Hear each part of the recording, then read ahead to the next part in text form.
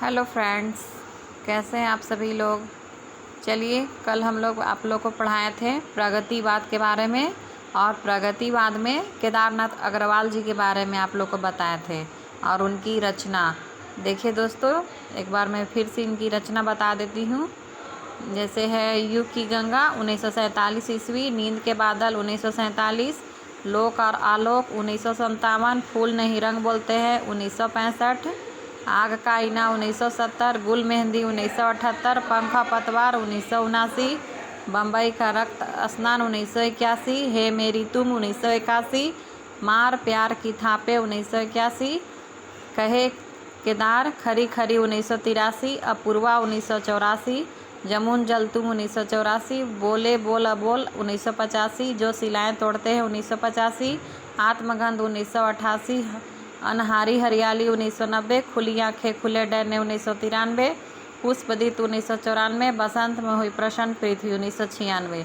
ये केदारनाथ अग्रवाल जी की रचना है। इनमें से मेन है जैसे युग की गंगा और फूल नहीं रंग बोलते हैं, यही एक दो, और नींद के बादल, ये 2-3 ठो इम्पोर्टेंट पॉइंट है। अब इसके बाद देखिए नागार्जुन का संक्षिप्त परिचय। नागार्जुन का जन्म है 1911 से 1998, जन्म स्थान तरौनी जो दरभंगा में है। मूल नाम है नागार्जुन का वैद्यनाथ मिश्र भी बोलते हैं, और माता पिता गोकुल मिश्र और माता का नाम उमा देवी। उपनाम है यात्री के नाम से जाने जाते हैं नागार्जुन। अब इसके बाद है नागार्जुन का पहला साहित्यिक उपनाम यात्री था। संस्कृत और मैथिली में ये यात्री नाम से कविताएं लिखते थे। नागार्जुन की खड़ी बोली में सर्वप्रथम प्रकाशित रचना राम के प्रति है, जो सन 1935 ईस्वी में लाहौर से निकलने वाली साप्ताहिक पत्रिका विश्व बंधु में छपी थी। नागार्जुन की रचना देखिए कालक्रम के अनुसार क्या क्या है।